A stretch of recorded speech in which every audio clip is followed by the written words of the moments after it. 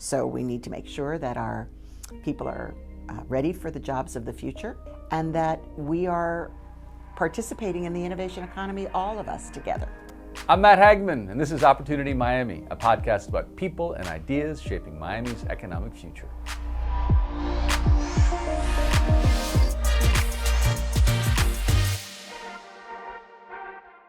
From climate change to rising housing costs, how can Miami-Dade County be ready today for the future? Mayor Daniella Levine Cava has called on the public and private sectors to team up to create an economic future that is focused on local talent development, small business growth, and innovation. Elected in 2020, Mayor Cava is the first female to lead the county, and her focus, as she said, is on getting us future ready, with climate a top concern. She joined us to discuss her economic plan for 2023 and well beyond. Mayor Daniella, welcome. It's great to be with you, Matt. Thank you so much. So you announced a new plan, and that is all around making Miami-Dade County future ready. Now, as we think about a future ready community, as we think about a future ready economy, what's required to do that and to be future ready? What are those things? You and I, Matt, both are always looking into the future. You know and I know that the world is changing at such a speed that we have to be agile, we have to be skilled, and we have to be reskilled. Yeah. So we're in a situation now where we're in the most recovered economy in the country.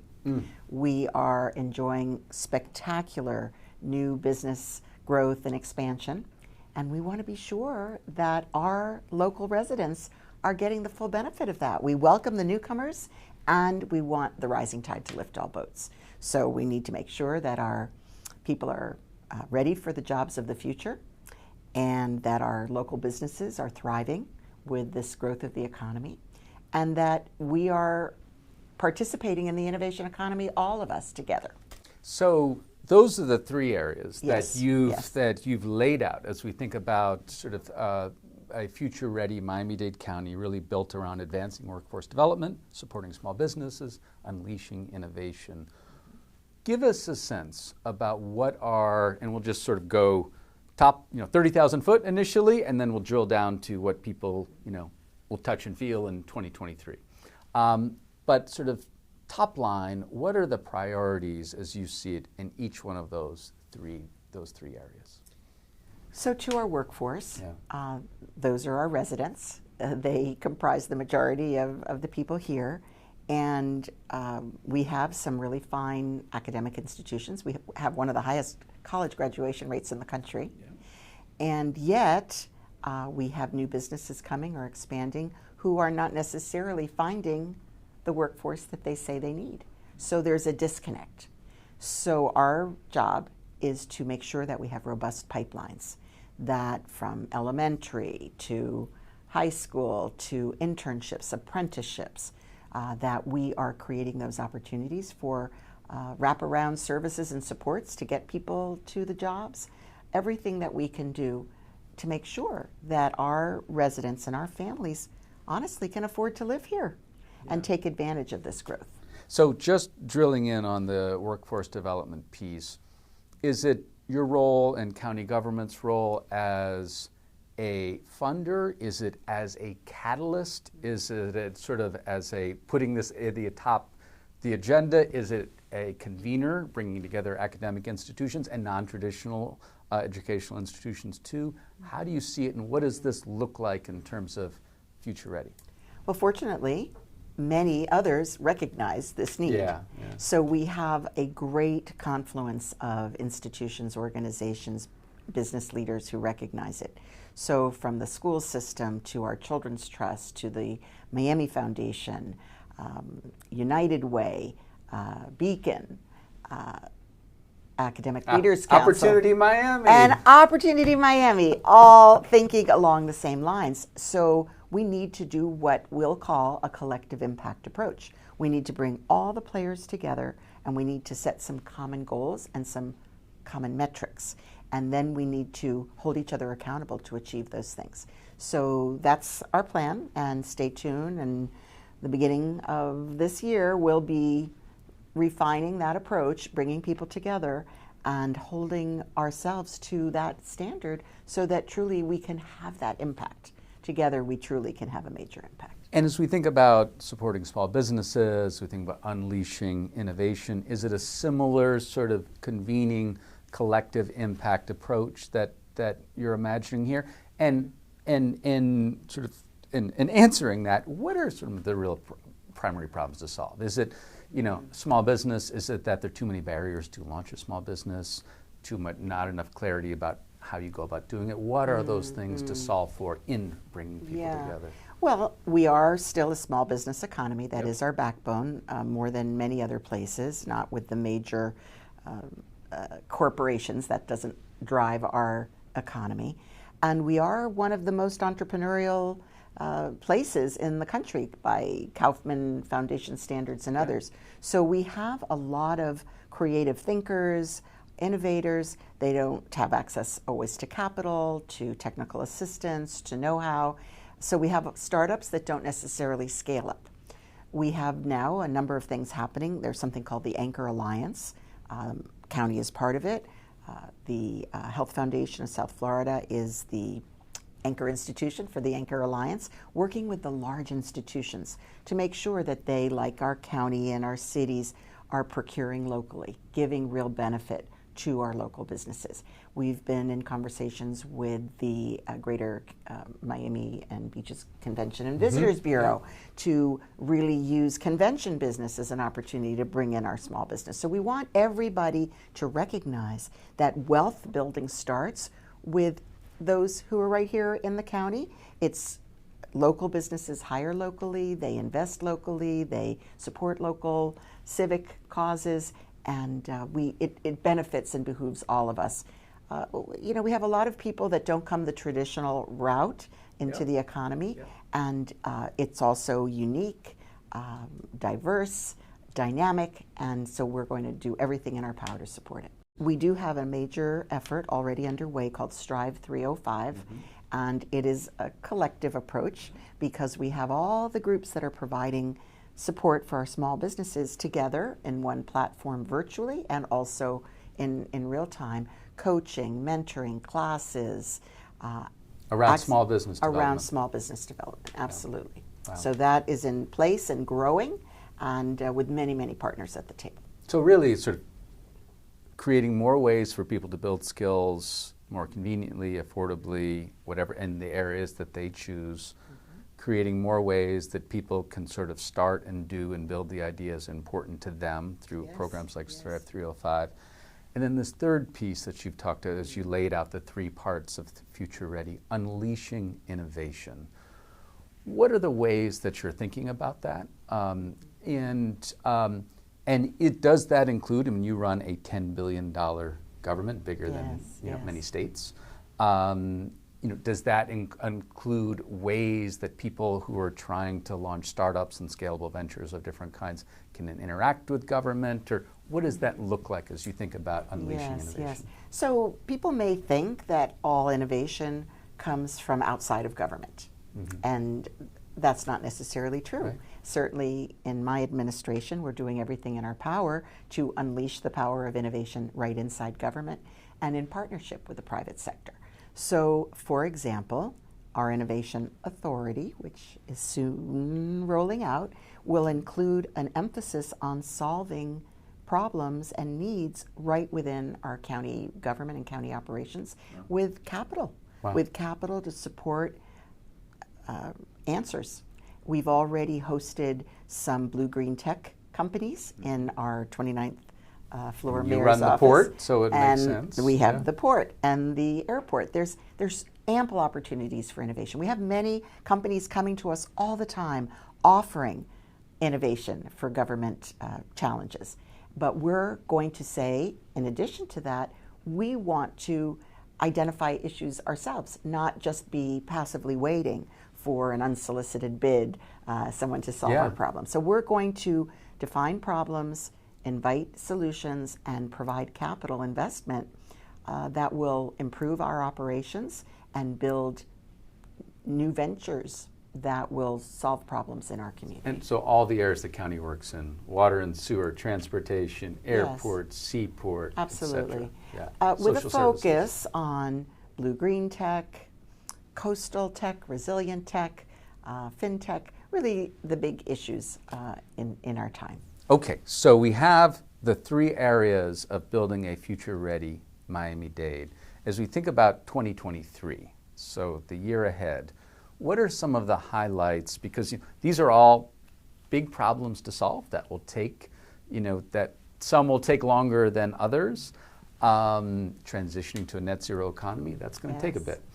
But as we think about things where sort of that low-hanging fruit, where we can see some change that we can really touch and feel in 2023, what comes to mind? And one that I just throw out is particularly around broadband access. What are those things that you think that can make real gains this year? Yes, so we're really pleased to be partnering with the Miami Foundation to put together a plan that will be beyond what the federal government has offered, which is good initial offering and many families benefiting, but we need continuous high-speed broadband access for all. Without that, we simply are not creating opportunities for everyone to benefit from this economy.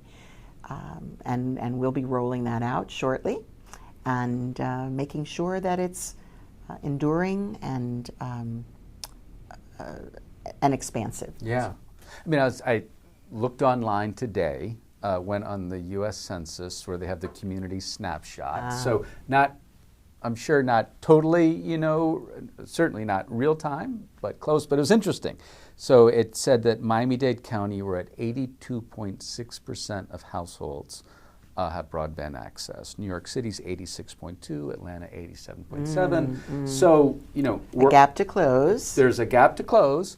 But of course, all of, any community you mentioned has a gap to close, because ultimately, of course, I think we would all agree that the goal is to make broadband access as universal as electricity and running water. Absolutely. And yes. so, and thinking about that, is the aim with the new plan that you'll be rolling out that we can make a real dent, over the next 12 months? And could we, make a declaration at some point that, that we're on par with running water and electricity within the next 3 to 4 years? Well, what if we start with saying that it's a basic utility, like you're saying, water, electricity, and collectively commit to that goal? So stay tuned, because the plan will be out soon. But for sure, without that, we can't make our workforce goals a reality. Yeah, it's impossible. Yeah, right. It's just fundamental. It's fundamental. So it's fair to say that this is one of, we think about future ready, but then we think about 2023. This will be one of the big priorities. For sure. Yeah. Of course, we have to continue to focus on how people can afford to live here as another number one, least affordable in the country place to live, because of the gap between income and high cost of living, and especially housing. And of course, with very aggressive housing program that we've launched, we're hoping to make a real dent. Tens of thousands of new units coming online that are affordable and for the workforce, and many, many programs to help people get through this difficult time. But we have to get them to where they can afford the rising costs and increase supply enough to bring down demand. We're sure there are technological solutions that can help us there too. Yeah. For one thing, transportation. Transportation is another key factor in the high cost of living. We are aggressively pursuing the build out of our 6 transit corridors and the SMART program. We recently opened Brightline, Aventura Station. Yeah. So Mayor, you just jumped right into obviously 2 big areas as we think about our future. Transportation and housing affordability. I think for so many people, these feel like such big and tractable issues to deal with. But as we think about 2023, are there things that should be top of mind for people in thinking about how we can actually make gains on these challenges? How will it be, potentially easier to rent an apartment in Miami, Or how soon will it be that we'll actually see, the Brightline station Aventura just opened, but really how realistically, how soon will it be that we'll see an expansion, for example, of Metro Rail? Well, I'm high on all these things. You can imagine we've been working very, very hard. On the housing front, 32,000 new units within the next year to two. Wow. And as well with the new programs that we have brought These online. are subsidized units or units? Yes, they are units that are affordable, yep. or for our workforce. And what we did with this year's budget is put programs in place to help people up to 140% of area median income, which is not the norm, but that's because people in the middle class cannot afford to pay the rents either. Yep. So we have to really think how to get people over this hump while we're also creating enough additional units to bring down demand. So it's actually not only that, we're also supporting people to avoid eviction. Mm-hmm. We've just expanded eviction protection programs again to 140% area median income. We have dollars to help make sure that their rent gets paid. Wow. So it's definitely the situation where people who did not ever expect to need help right now, but we're working to get ahead of the curve with more units. And of course, better salaries, and more innovation and more entrepreneurship. As far as transportation goes, look, the Biden administration has put out some incredible opportunities. We feel very optimistic about the North Corridor. That has been a dream for many, many years, an unfulfilled promise, and we're going for it. We think we can get an expanded Metro Rail up 27th Avenue and to the Hard Rock Stadium. Wow, and do you think if we were to sit here a year from now, so going from the beginning of 2023 to sitting at the beginning of 2024, that there could be real clarity that a project like that is actually going forward? Correct, because we've put in a proposal that would allow us to develop it based on equity and resilience, two of the priorities in the Biden administration. Also the beach corridor, also very elusive. Similarly, over the next year, we could see... Well, you won't see... You won't actually be able to get on and ride it. Right. No. But if we start moving forward with federal support, then... And we have support from our state agency, recognizes that this is a priority and thinks that this is the way to go. So we pulled back an old procurement approach and started anew. Yeah. Same with the beach corridor. So we're starting fresh for a priority of an extension of the Metro Mover rather than switching to another mode like a monorail. So that is a new procurement. Again, we pulled back the old, moving forward with the new that we think is going to yield fruit. These things do take a long time, and it is frustrating. But again, we have a new transit director who is really expert and is helping us to move forward. Okay. Now, as we think about being future ready, you've talked a lot about climate, right? Indeed. And that this is something that presents an existential challenge to our community, but also, certainly with Opportunity Miami and conversations with you, talked a lot about the whole idea that this also presents a real business opportunity in transitioning to a net zero economy. How do you think about ways in which that can really drive climate tech, climate innovation, and make Miami a center of this transition to a net zero economy? What are those things that you think that we really need to do? We are viewed as a world leader in our aggressive stance on climate issues, sea level rise, resilience, and we have great collaboration with our cities, with our counties. We've moved to electrifying our fleet in the county, electric vehicle infrastructure county-wide. We're moving aggressively on those fronts. It's market-driven, but it's good for the economy and it's good for, of course, the environment. And we don't just plan, we are taking action. We also have our first in the world chief heat officer who's helping to guide us aggressively through even more things that we can do to reduce the dangers of heat, which is the silent killer, and especially again those who don't have the resources. Maybe they live in places without air conditioning. We just put 1,700 units, 1,700 air conditioning units into our public housing units for people who had not had access previously. Wow. So that was a game changer for them, and those who work outside in construction or agriculture, working on protections for them, shade, rest, and water. So there's a lot that we can do fundamentally. More white roofs, so cool roofs. We have a BE 305, Building Efficiency 305, to bring down the cost and the carbon of cooling our buildings and our water system. So there's many things we can do to be future ready in our built environment as well. So I feel very proud of those developments, but we cannot rest. I will mention water.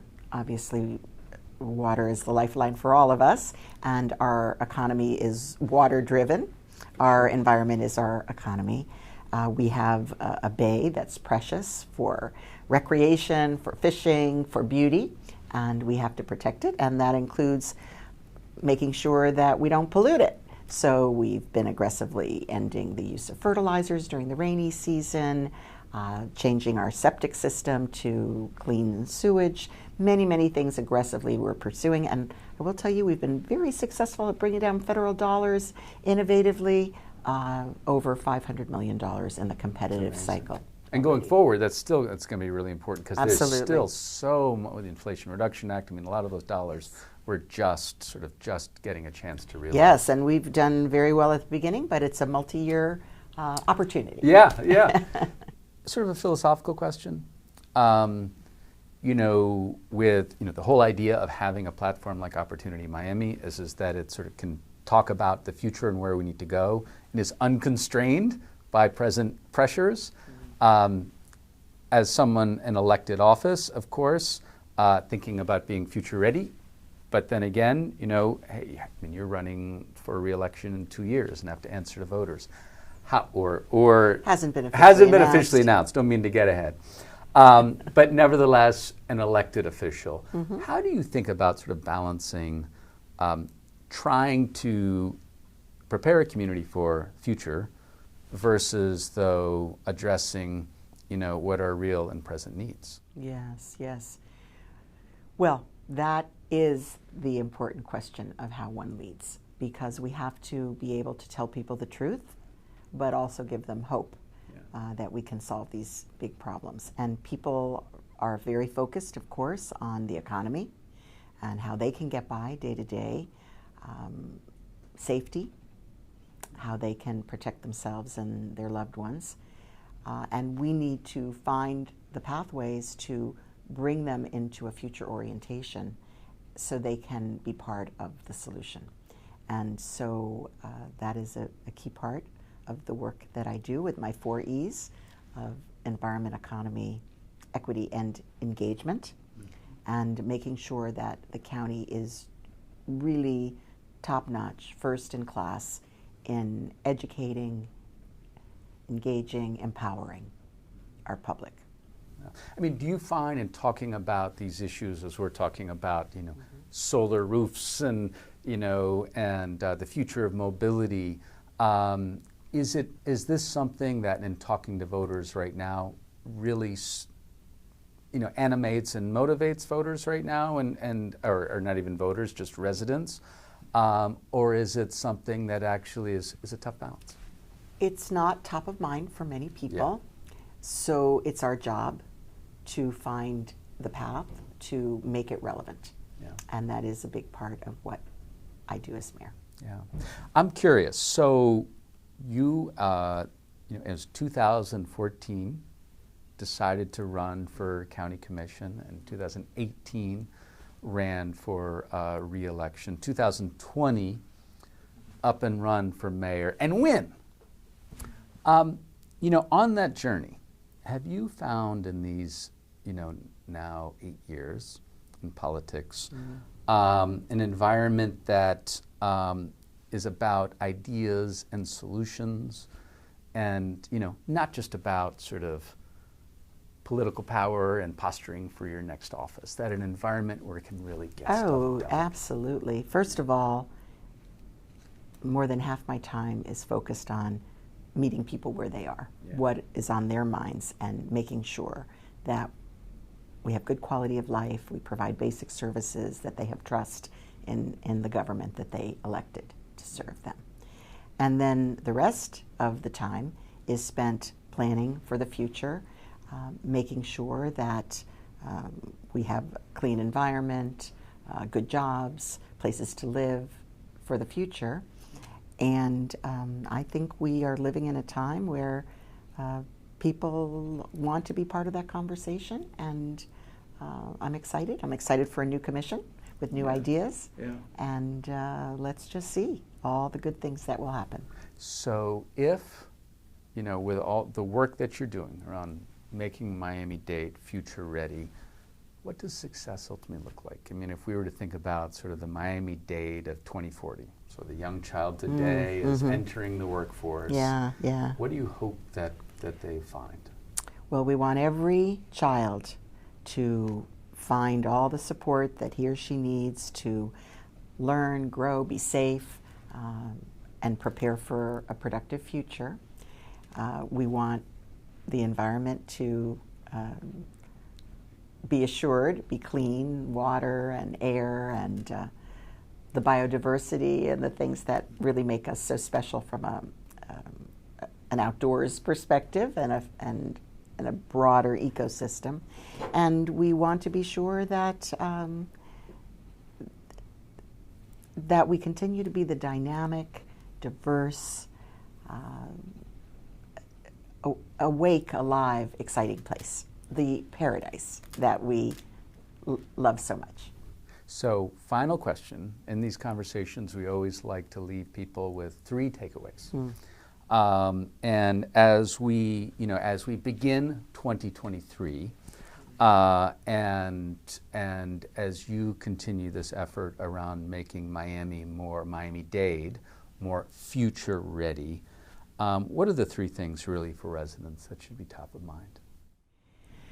Well, we want our residents to feel that they have a government that they can trust, that we're here for them, that we are listening to them, we're guiding our decisions based on their priorities. We want them to know that we are going to continue to innovate and bring to bear all the best that we can to assure their future. And we want the rising tide to lift all boats. Well, Mayor, thank you very much. Thank you. Opportunity Miami is powered by the Miami-Dade Beacon Council. Please subscribe, like, and review our podcasts. It really helps. You can also reach us with your story ideas and feedback at next@opportunity.miami. Thanks so much for joining us.